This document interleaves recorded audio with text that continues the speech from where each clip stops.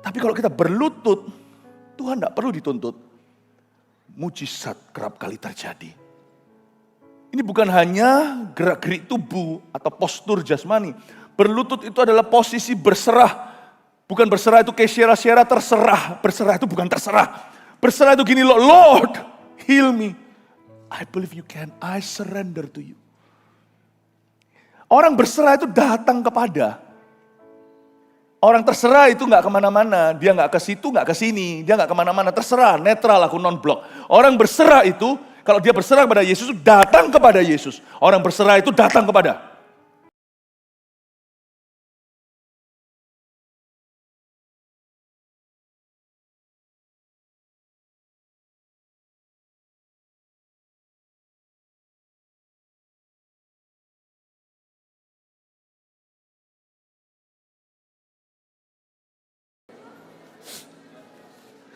Saya bacakan kesaksian dari, silakan duduk, dari Jumat Agung tahun-tahun yang lalu. Ini yang dari Jumat Agung tahun lalu, setiap ibadah saya kasih satu kesaksian dari jemaat. Di ibadah yang istimewa hari ini dengan judulku Percaya Mujizat. Siapa percaya mujizat masih terjadi karena kita percaya Tuhan. Amin. Wempi Fonda. Shalom, Jumat Agung lalu saya melayani sebagai singer.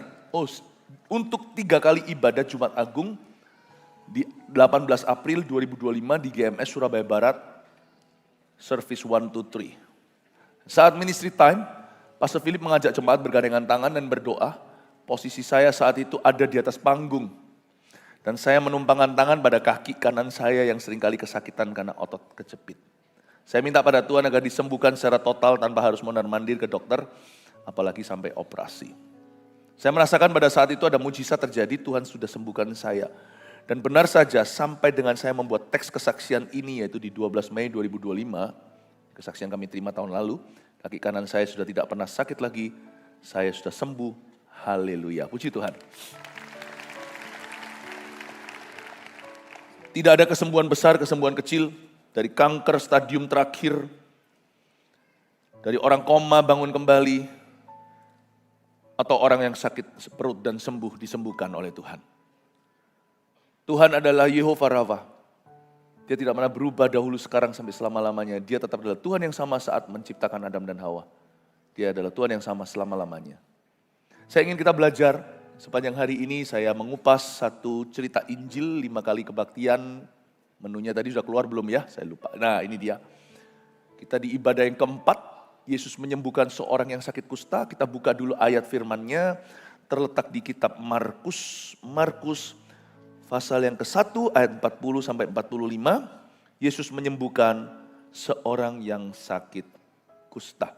Setiap kebaktian ada rema-rema yang sangat istimewa dari Roh Kudus bagi gereja kita. Dan tak terkecuali di ibadah ini. Saya baca semuanya dulu, lalu ayat per ayat saya akan bahas. Seorang yang sakit kusta datang kepada Yesus, dan sambil berlutut di hadapannya, ia memohon bantuannya, katanya, "Kalau engkau mau, engkau dapat mentahirkan aku." Maka tergeraklah hatinya oleh belas kasihan, lalu ia mengulurkan tangannya, menjamah orang itu dan berkata kepadanya, "Aku mau, jadilah engkau tahir." Seketika itu juga lenyaplah penyakit kusta orang itu. Dan ia menjadi tahir. Segera ia menyuruh orang itu pergi dengan peringatan keras. "Ingatlah, janganlah engkau memberitahukan apa-apa tentang hal ini kepada siapapun. Tetapi pergilah, perlihatkanlah dirimu kepada imam, dan persembahkanlah untuk pentahiranmu itu persembahan yang diperintahkan oleh Musa, sebagai bukti bagi mereka." Tetapi orang itu pergi memberitakan peristiwa itu dan menyebarkannya kemana-mana. Sehingga Yesus tidak dapat lagi terang-terangan masuk ke dalam kota. Ia tinggal di luar, di tempat yang sepi, namun orang terus juga datang kepadanya dari segala penjuru. Dari cerita ini kita akan bisa memahami hati Tuhan dan cara Allah bekerja. Kita lihat dulu ayat 40, seorang yang sakit kusta datang kepada Yesus. Peduli amat dia kusta, sakit atau sehat, apakah penyakitnya jasmani atau mental, apakah depresi, stres, atau cacat badannya. Dari mana Anda beranjak datang ke Yesus, itu tidak masalah. Karena bagi Yesus tidak ada perkara yang sulit, tidak ada kemustahilan. Kuncinya di kata datang kepada Yesus. Yang penting kita datang ke Tuhan. Di sini kan seorang yang sakit kusta, angker banget. Satu, orang kusta itu dijauhi, bukan hanya oleh masyarakat, tapi oleh orang-orang yang paling dia kasihi. Dua, orang kusta itu dianggap dikutuki Allah. Penyakit-penyakit lain orang bisa mengundang belas kasihan, tapi kalau kusta otomatis membuat tanda tanya. Orang jadi tanya, lu dosa apa? Di zaman itu loh ya, belum zaman modern hari ini, masih banyak sekali superstisi. Sakit kusta lepra itu dianggap sebagai kutukan langsung directly dari Allah tanpa transit kemana-mana. Itu kayak orang itu dikasih vonis mati tapi pelan-pelan, satu-satu copot lalu hidungnya lalu telinga. Cukup angker kata seorang yang sakit kusta karena belum pernah ada orang sakit kusta disembuhkan sebelumnya. Ini harusnya angker bagi Yesus loh, kalau saya sebagai pendeta, penyembuh, pendoa, didatengin kasus berat, wah mendingan yang pusing-pusing kepala, gatal-gatal biasa. Sakit kusta, come on lah ya. But you don't know sih, it's Jesus you're coming to. Kalau Yesus datang tuh Yesus gak pernah gentar. Apapun yang kau bawa ke dia, tidak ada satu hal yang akan mengejutkannya dan berkata, wow yang ini gua belum tahu. Tidak akan pernah Yesus ngomong begitu. Karena Yesus maha tahu. Seorang yang sakit kusta datang kepada Yesus, yang penting tuh datang. Katakan yang penting datang. Sembuh gak sembuh datang dulu. Percaya ragu datang dulu. Masalahnya babi ibu datang dulu. Yang penting datang. Kalau kebaktian sudah sore-sore gini kudu mau nyanyi. Saya tuh lagi kepingin nyanyi. Karena suara saya baru kembali kemarin waktu saat teduh. Sudah hilang itu baliknya itu di tempat itu luar biasa Tuhan tuh kasih karunia. Yang penting datang dulu. Ada sih versi Indonesianya saya. Lagunya itu gini. Bentar. Saya jadi lupa.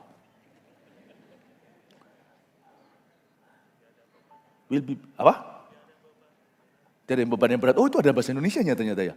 Oh tahu gitu kamu yang nyanyi tadi. Iya lupa. Saya ada. Oke lain kali kita nyanyi itu ya. Aduh. As we gather may your spirit. Itu loh. Saat kami berkumpul rohmu bekerja. Jedeng. Ajar kami memuliakan namamu. Terus ini yang penting bagian ini. Kala hati kami mulai menyembah. Terus berkat-Mu atas kami Tuhan. Berkat-Mu atas kami. Inggrisnya begini, Inggrisnya saling melengkapi. As we gather, waktu kita kumpul, may your spirit work within us. Waktu kita kumpul, Roh Kudus akan bekerja di dalam kita. As we gather, may we glorify your name. Kita memuliakan Tuhan bersama-sama. Nah ini, knowing well that as our hearts begin to worship. Waktu kita mulai menyembah, ini. We'll be blessed because we came. We'll be blessed because we came. Bukan hanya kalah hati kami menyembah, berkat-Mu atas kami. Tapi kami diberkati karena kami datang. Yang penting pokoknya datang ke Yesus. We'll be blessed because we came. Jesus. We'll be blessed because we came. Pokoknya datang aja. Jangan sampai setan menghentikanmu tengah jalan. Nggak sembuh gimana? Atau kamu nggak layak. Supaya kita itu drop out sebelum kita maju. Imanmu terlalu kecil. Permintaanmu salah. Nggak boleh minta-minta sama Tuhan. Aduh, bising kali. Aku tuh cuma mau datang ke Yesus saja loh kok kamu halangi. Makanya jangan dengarkan si iblis, jangan dengarkan pikiran sendiri. Karena kita tahu, we will be blessed because we came. No one comes to Jesus going home empty-handed. Tidak ada orang yang datang ke Tuhan, pulang tangan hampa. Kasih tepuk tangan untuk Tuhan.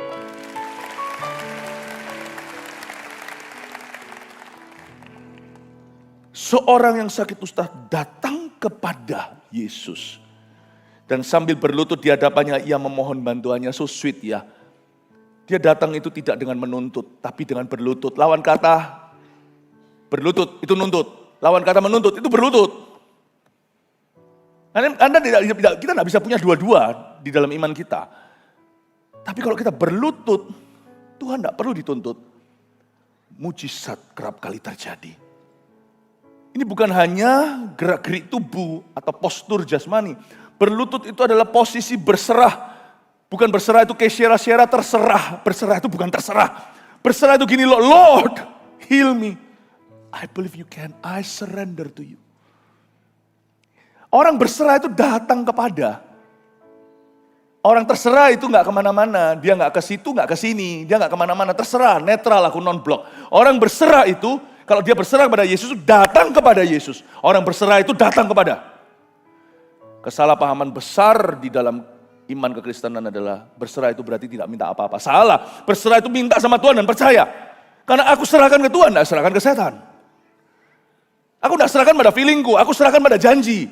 Kristus berjanji, aku klaim itu. Aku tidak menuntut, aku berlutut. Tapi karena aku percaya, aku serahkan kepadanya. Lord, I pray let your will be done, biarkan kehendakmu jadi. Dan aku tahu Tuhan menghendaki aku sembuh. Siapa bilang Tuhan kasih aku penyakit? Meskipun tidak semua orang yang berdoa langsung disembuhkan.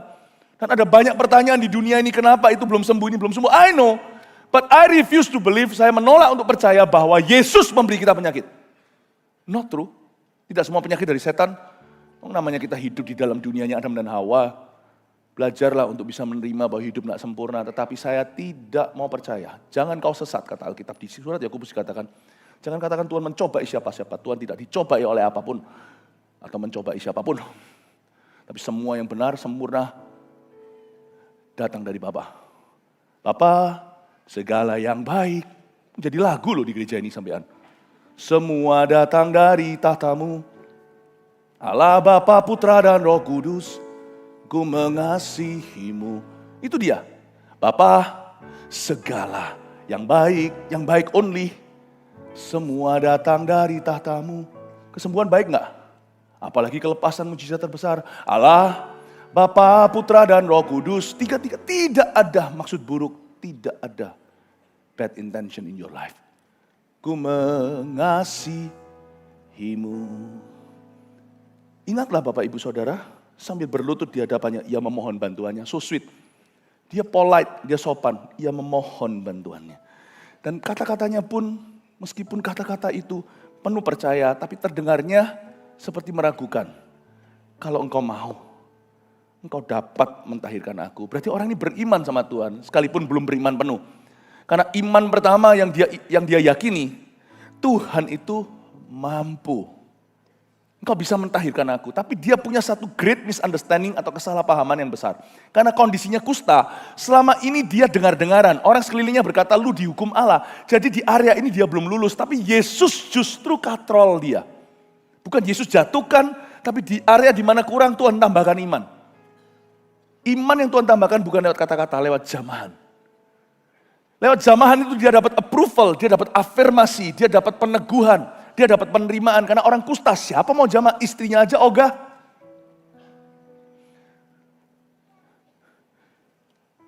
Di area di mana dia lemah, Tuhan tambahkan sesuatu. Tapi dia sudah setengah beriman dan imannya diterima. Kalau engkau mau, engkau dapat. Berarti dia yakin Tuhan bisa. Padahal sebelum ini, coba cari di kitab Injil, Yesus belum pernah sembuhkan orang kusta. Ini iman. Imannya orisinil. Imannya itu gak tahu dari mana, saya percaya imannya dia itu adalah karunia Allah. Kalau hari ini Anda percaya, Anda akan menerima mujizat, itu iman dari Tuhan. Anda datang aja, datang ke sini. Anda datang ke sini aja sudah beriman itu. Pokoknya datang dulu lah ke hadirat Allah, kita sama-sama nanti bergandengan tangan, kita hampiri Tuhan. Kalau engkau mau, engkau dapat. Kusta belum pernah ada yang sembuh dari zaman Musa. Ya adalah ya, nanti zaman-zamannya Elia, itu kan ada yang disembuhkan dan sebagainya, ada mujizat-mujizat, tetapi bukan sesuatu yang normal. Karena itu, Orang kusta kalau sembuh itu dikasih satu perintah, yaitu dia harus menunjukkan diri pada imam, diperiksa-periksa karena imam lah yang bisa mendeklarasikan orang ini sudah masih najis atau tahir. Lalu dia harus membayar persembahan untuk membuktikan bahwa dia sembuh. Jadi zaman dulu itu imam-imam juga berfungsi setengahnya seperti dokter. Ya, belum di zaman modern teknologi medicine hari ini. Tapi imam-imam bisa tahu, oh yang ini kusta, yang ini tidak. Jadi mereka itu prakteknya buka praktek selalu sepi, tidak ada orang sembuh datang. Karena orang-orang yang kusta tidak datang ke imam, sembuh baru datang. Orang kusta bukan datang ke imam, orang kusta harus dikucilkan di luar kota. Karena mengerikan, itu pemandangan yang sangat tidak nyaman. Dan orang-orang kusta ini juga membahayakan orang lain karena ini penyakit menular. Dia bukan lepra atau penyakit kulit biasa, dia bukan penyakit kulit biasa, dia penyakit kulit yang luar biasa. Kalau engkau mau engkau dapat, who gave you the idea, man? Siapa yang memberimu ide itu? Ini iman, iman itu bukan idea. Iman itu inspirasi, you are inspired to believe. Dan iman itu timbul dari pendengaran firman. Di hati kita tahu, aku anak Tuhan, aku anak Abraham, aku anak iman. This blessing is mine. Berkat ini milikku. Ini bukan serakah, karena kita sedang mengumulkan itu. This healing is mine. Kesembuhan ini milik saya. Iman itu inspirasi, bukan idea, bukan ide. Kalau engkau mau, engkau dapat. Tapi imannya tidak sempurna memang. Karena dia masih gak yakin Tuhan mau. Karena dia gak tahu posisi dia berdiri. Apakah dia itu diterima atau sama dengan yang lainnya. Karena Yesus kan seorang rabi. Rabi-rabi lainnya semua memvonis dia, kamu itu orang buangan. Dan sama Tuhan itu dia beranikan diri. Kalau engkau mau, engkau dapat. Engkau tidak seperti semua orang Farisi itu. Engkau punya otoritas. Aku tahu kau bisa. Tapi apakah engkau mau? Yesus tidak langsung semprot dia. Yesus malah katrol dan angkat dia. Jadi Tuhan itu sangat sweet. Karena itu kita seringkali kalau datang ke Tuhan kan takutnya dihakimi sama Tuhan Yesus toh. Nanti kalau kita kurang beriman lah, kita kurang sempurna lah. Oh kamu mintanya lu masih gak yakin segalanya. Salah, orang datang ke Tuhan itu imannya setengah. Susah sama Tuhan ditambal setengahnya. Iman itu gak usah besar. Biji sesawi itu bagianmu, gunung itu bagian Tuhan. So sweet, saya gak pernah kalau datang ke Tuhan itu ya. Saya datang ya dengan setengah tangki itu pulang itu gak pernah. Saya paling suka kalau meminjamkan sesuatu itu kepada Tuhan Yesus. Karena selalu kembalinya itu full tank. Belum lama yang lalu saya dipinjemin orang mobil ketika saya sudah berada di sebuah luar kota. Itu saya terus nggak bisa lupa. Malam terakhir sebelum saya harus kembalikan mobil itu saya terus mikir harus isi tangki, harus isi tangki. Kenapa? Saya manusia jahat aja. Bisa paise, nggak bisa sungkan. Bisa nggak enak semuanya kalau dipinjemin orang itu. Nggak saya penuhkan, padahal tidak ada tuntutan. Ya kalau kita rental mobil ya harus dikembalikan begitu, enggak Anda didenda. Mahal nanti per liternya, apalagi zaman sekarang ini bensin kayak apa. Tapi atas dasar kesadaran pribadi, etika saya enggak bisa, saya harus kembalikan full tangki dan saya cari yang baik. Oh nggak apa-apa, mobil pinjaman, setengah bensin setengah air aja. Mending mobil saya yang rusak daripada mobil orang lain yang dipinjamkan ke saya karena kemurahan hatinya. Tuhan itu gak pernah, Anda datang setengah tangki, kasih ke Yesus pulang malah habis, gak ada. Anda datang hampir kosong, cuma tinggal setetes pulang, tangki penuh. Anda datang separuh, diisi separuh. Anda datang seperempat, diisi 3/4. That's your God, manusia jahat aja. Sungkan, apalagi Tuhan. He never disappoint you. Hanya karena mujizat belum terjadi bukan berarti tidak akan. Orang itu kan cenderungnya itu gravitasinya ke bawah, mudah kecewa. Kalau saya ikut Tuhan makin hari, makin mudahnya itu gravitasi ke atas, mudah GR. Mungkin nanti akhirnya, di akhir hayat saya, tidak semua mujizat yang saya harapkan terjadi. So what? Saya GR dulu pokoknya, saya percaya dulu. Saya percaya Tuhan mau. Nanti ujungnya ya, orang yang GR ke atas dibanding dengan orang yang selalu, orang Surabaya bilang apa? Nelongsoh. Orang yang selalu melorot ke bawah. Lihat nanti ya, hidupnya penuh kebajikan kemurahan. Yang ini tidak alami apa-apa. You see, iman itu perbedaannya.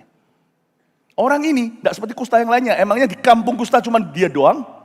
Cuma dia seorang? Yang lainnya tidak mau datang. Tapi orang ini pokoknya mempeng mau datang.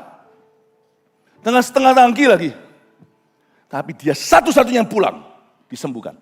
Mana temannya yang lainnya? Tidak ada. When you have faith, life may still disappoint you. Untuk Anda beriman, hidup masih mengecewakan. But when you have faith, Anda beriman, Anda akan punya petualangan dengan Tuhan yang orang lain main aman, tidak akan. Knowing well, that is how hearts begin to believe. Nah, hanya worship pada waktu kita hatinya mulai percaya. We'll be blessed because we try. Oh Lord, we'll be blessed because we came. Knowing well that as our hearts begin to trust Him, we'll be blessed because we trusted in Him. We will be blessed because we came. Nggak ada terjemahannya, nggak ada waktu. Tapi paham ya, nangkep dengan iman? Dan lanjut lagi ya, jawaban Tuhan itu mengejutkan. Menohok kata orang, tapi menohok yang bagus. Lalu maka tergeraklah hatinya oleh belas kasihan, ayat 41. Lalu tanpa permisi, ia mengulurkan tangannya, menjamah orang itu. Saya bisa bayangkan orang itu pasti lompat. What are you doing, Savior? Apa yang kau lakukan, Tuhan? Jangan, aku ini kusta. Tapi tiba-tiba dia sadar, ini Yesus. Yesus gak jadi kusta, dia yang jadi sembuh. Maka tergeraklah hatinya oleh belas kasihan, langsung ia mengulurkan tangannya, menjamah orang itu. Dan berkata kepadanya, zaman pandemi aja kita takut salaman. Ini kusta beneran. Bahasa Inggrisnya certain death, so pasti lu mati kalau kena ini. Bukan hanya Parno yang paranoid, tapi ini sungguhan terbukti. Pokoknya sudah 100% kau jamah, 100% kau mati. Udah gitu aja, tapi Tuhan langsung jamah dia. Dan Tuhan berkata, aku mau. So sweet enggak? Jadilah engkau tahir. Loh kok enggak jadilah sembuh? Karena orang itu tadi mintanya kalau engkau mau, engkau bisa mentahirkan aku. Dia enggak minta sembuh. Karena dia tahu, dia punya trust issue. Karena orang kusta tahu, paling tidak itu yang diajarkan oleh tradisi itu. Orang kusta tahu, kalau kondisinya ini bukan sakit penyakit, tapi kutukan. Jadi orang ini pintar. Dia bukan berkata, sembuhkan saya. Karena dia tahu itu bukan biang masalah. Tapi dia berkata, tahirkan aku, will you forgive me? Dan Tuhan tidak main debat. Aduh kamu itu curiga sama Tuhan. Itu semua yang dikatakan sama temanmu itu semua hoax. Enggak tuh, Tuhan enggak main babi bu, enggak main basa-basi. Langsung dipegang. One touch explains more than 1,000 words. Kalau Tuhan bilang sama dia penerimaan, pakai bahasa Yunani, bahasa Ibrani, percuma. Orang mau bicara soal kasih, tidak ada perbuatan, ya ada. Ya apa? Tapi dengan Tuhan jamah, dengan kata lain Tuhan berkata, aku menerimamu. Aku sudah mentahirkanmu. Kamu kan merasa tertuduh kan? Hari ini aku menjamahmu. Mana ada yang suci mau menjamah kalau tidak mengampuni dulu? Dijamah orang itu terkejut. Tuhan berkata, aku mau. Aku mau. Ya. Aku mau mentahirkanmu. That's Jesus. Lalu ayat 42, makanya ini disebut divine healing atau kesembuhan ilahi. Kesembuhan ilahi itu beda dengan kesembuhan medis. Kesembuhan medis itu juga suatu berkat Tuhan. Semua pengetahuan yang baik itu adalah dari pencipta kita. Tapi kalau kesembuhan medis itu progresif, itu proses, kita semua pernah mengalaminya, termasuk saya. Itu pun berkat Kristus loh, itu juga jenis kebajikan Allah di dalam alam semesta. Itu juga kemurahan Tuhan. Penyakitmu ketahuan dini bisa diobati. Tapi kalau divine healing itu jangan kau campur baurkan. Itu hanya kesembuhan itu tidak ada di medis, tidak ada di tangan dokter. Divine healing itu tidak ada proses. Dan saya tahu, andai kata bisa lebih sering terjadi, saya mau. Makanya itu kita berdoa termasuk hari ini kita goncangan Bethesda ini perlu terjadi. Supaya kita terus diingatkan bahwa there is healing in Jesus Christ. Ada kesembuhan dalam Yesus Kristus. Tapi kesembuhan ilahi atau divine healing, itu definisinya di ayat 42, seketika itu juga. Kalau Tuhan yang kasih divine healingnya, kita maunya selalu begitu. Kita harus terus percaya, gak apa-apa. Tetapi divine healing itu istimewa, karena kesembuhan ilahi itu terjadinya seketika itu juga, tanpa proses, tanpa progres, bukan karena obat-obatan, bukan karena tindakan medis. Boom. Divine healing. Boom. Itu ada. Kalau nggak ada kan nggak mungkin kita perlu mengkhotbahkannya atau dicatat di sini. Nggak mungkin di dalam kitab Injil begitu banyak pekerjaan Yesus yang semuanya mujizat itu. Ngapain Tuhan taruh buku untuk iming-imingi kalau dia tidak tersedia bagi anak-anak Tuhan hari ini? It's still there.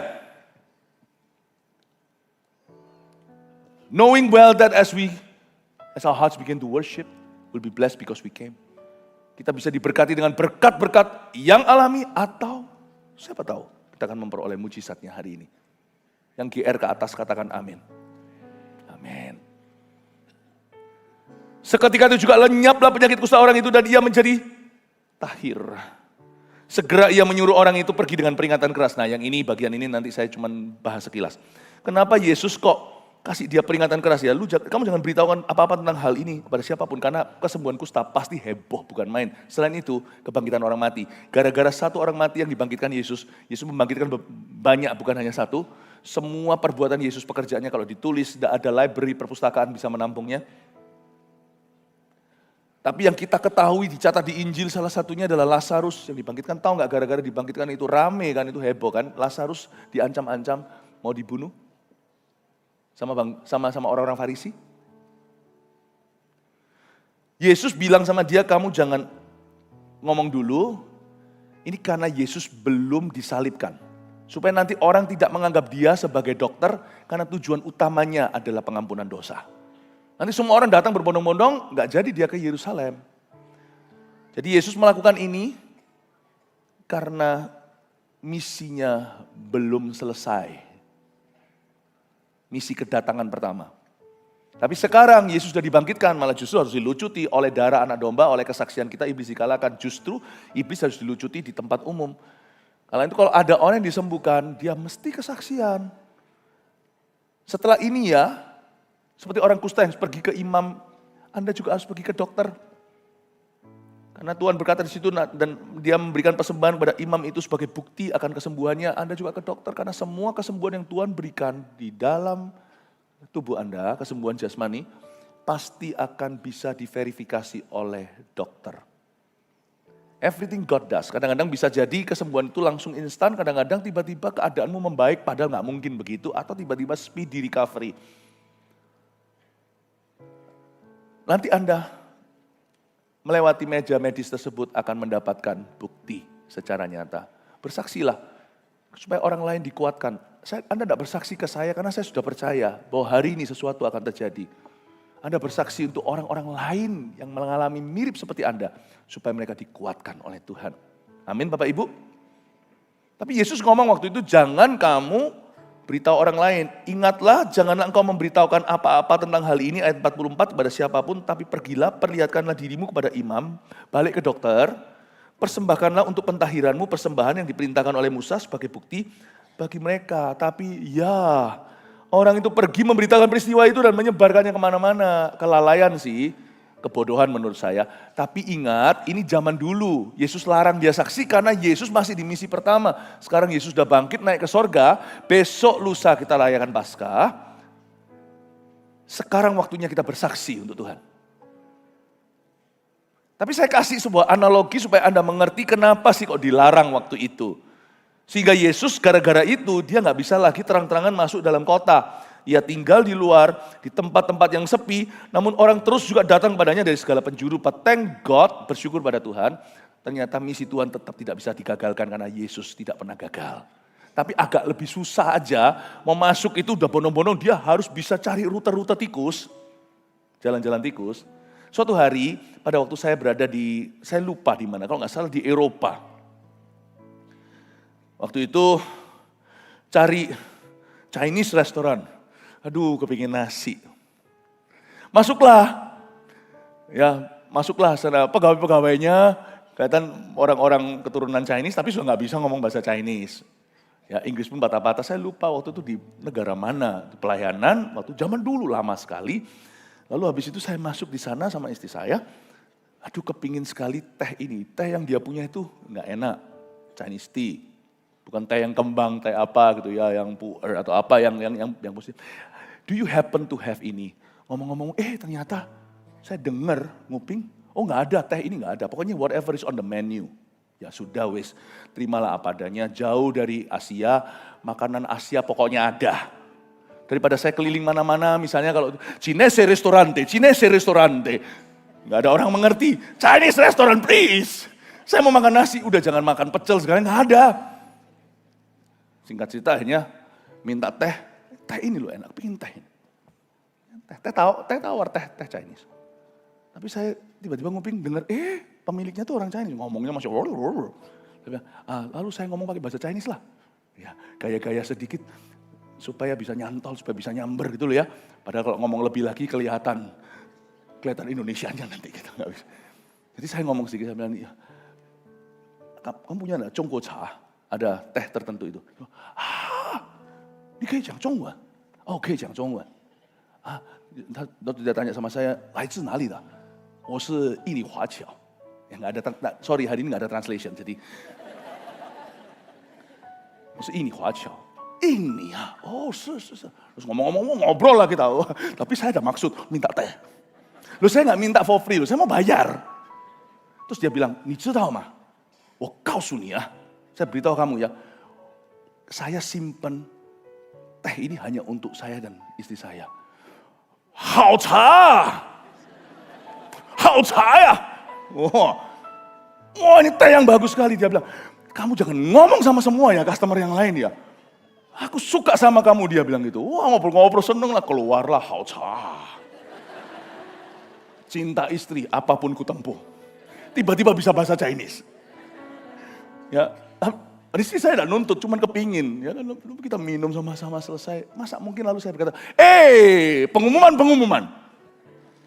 Yang Chinese saya bilang, 他有好茶, tidak ada di menu. Kan orang kayak gitu nggak berterima kasih toh. Atau saya beritahu sama customer yang lain, kamu tahu nggak? Dia simpen yang terbaik. Itu yang punya restoran. Di bawah sorokannya itu, di bawah itu ada teh yang sangat enak. Orang itu pasti berkata, ngamuk pasti sama saya. Tahu gitu, saya nggak kasih kamu. Ya kayak gitulah orang ini. Kan bilang kesembuhan ini bukan karena aku jualan. Yesus tidak jualan. Aku punya misi. Aku kesembuhan ini karena kasih. Sebenarnya untuk kusta yang begini belum waktu. Tapi aku berikan kepadamu. Healing is personal my friend. Bersaksilah karena ini perjanjian baru. Tetapi jangan pernah kita itu merasa entitled.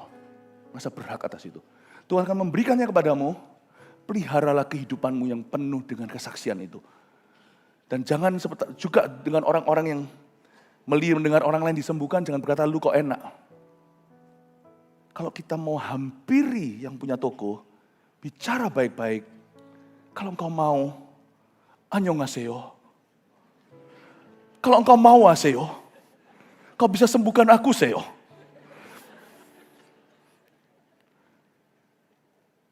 Dia akan memberikan kepadamu karena healing is personal. Meskipun kita bisa gandengan tangan bersama-sama. Tapi kesembuhan itu Tuhan berikan. Karena dia mengasihimu secara individu. Tidak ada Tuhan grosirkan kesembuhan. Meskipun kita bisa sama-sama doa korporat. Yet nanti waktu Tuhan lawat. Satu persatu. Akan punya acara pribadi dengan Roh Kudus. Amin Bapak Ibu. Amin. Katakan kanan kirinya, Tuhan mengasihimu seo.